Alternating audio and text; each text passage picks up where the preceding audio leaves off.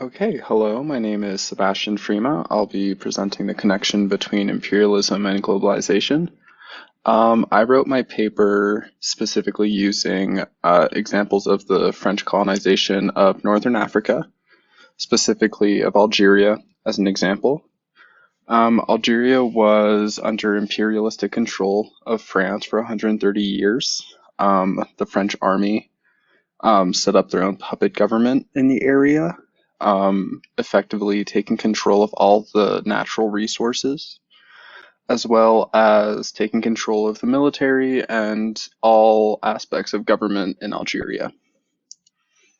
Soon after World War II, the capital city of Algiers had a big hike in foreign immigration from Europe.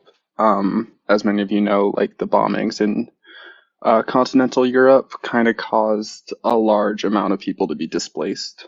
And due to this, a large amount of architecture in that city and around Algeria started having French and sort of European aspects. So as you can see from this image, one would think that this looks like Monaco, Monte Carlo, or any other Riviera town in France, when in fact it actually looks like, well, it is actually Algiers. Um, that as well mixed with Catholicism. One of the modus operandi for the French and many other European nations when they colonized was to suppress the local religion, local dialects, and many other traditions and replace them with their own. For the French, they forced French onto the local people in schools. Students were obligated to speak French rather than Arab. Many mosques were destroyed and were replaced with cathedrals and churches. So this cathedral right here, even though it does have actually some Arab aspects to it, is called the Notre Dame of Northern Africa. After about 130 years of colonization, the Algerians decided that enough was enough. I believe it was a organization called the FLN, which basically began guerrilla warfare on the French military. Eventually, this escalated to such an effect that the French army began stepping in. And similarly to the Vietnamese War, it became a full-blown invasion by the French to try to reclaim what they believed to be their land. By doing so, the French army engaged in a lot of kind of nefarious affairs, most notably of which was the OAS, which some could see as like the French version of the CIA, which interrogated, tortured, and committed multiple war crimes. But a large amount of Algerians ended up losing their lives. Those who fought for independence lost the French citizenship that they would have had if they had not, and those who remained loyal to the French were denounced by the Algerians, and many of those were actually murdered after the war. So following this, I believe that imperialism and globalization, the definition of both of those has changed throughout the past couple centuries. I think one could note imperialism back when colonization was going around was the full-blown invasion and takeover of a foreign nation, which I would also say is existent today, but more importantly, I believe that imperialism in the 21st century is actually similar to what we see now, which is the United States has 800 listed bases all around the world. There are many more establishments that, for security reasons, are not listed. But this one is one that's one of the more controversial ones is the Pine Gap Intelligence Installation. in the Australian outback. It's used for, I believe, intelligence and kind of drone control in Asia. But it's very controversial because it was built on Aborigine land, and the nearby town has basically become a microcosm for American culture in Australia.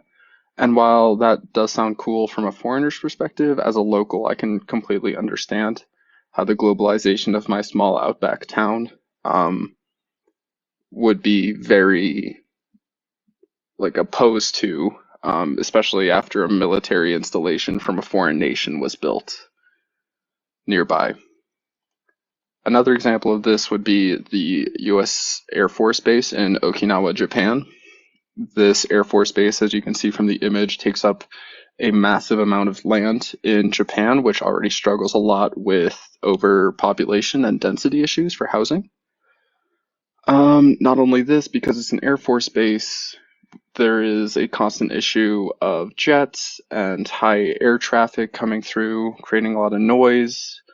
I believe there's been multiple reports stating that due to the airbase's activities, pollution in the area has skyrocketed. The nearby fishing area, which Okinawa is known for its fishing, has deteriorated. Some believe that this is actually due to the Air Force.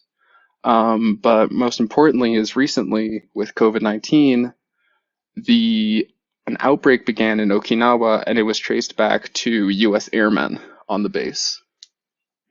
So while this is a slightly different view of globalization, similarly, actually, as I think about it too, when the Americas were discovered by Christopher Columbus and they brought a bunch of foreign viruses to the natives who quickly died, as much as that's a tangent, there's a great controversy of a foreign military bringing a virus, a infection, and infecting the local population.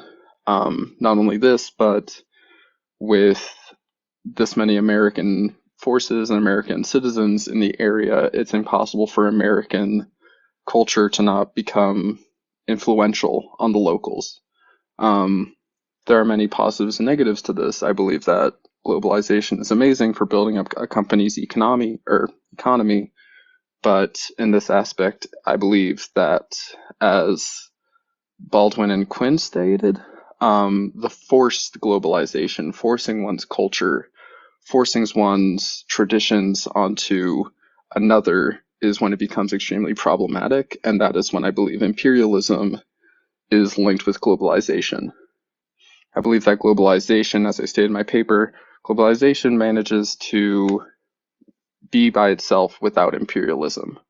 But I do not believe that the opposite is true. I don't believe imperialism works without globalization. With imperialism is going to come globalization. With a foreign presence is inevitably going to come the spread of that presence, culture, and traditions.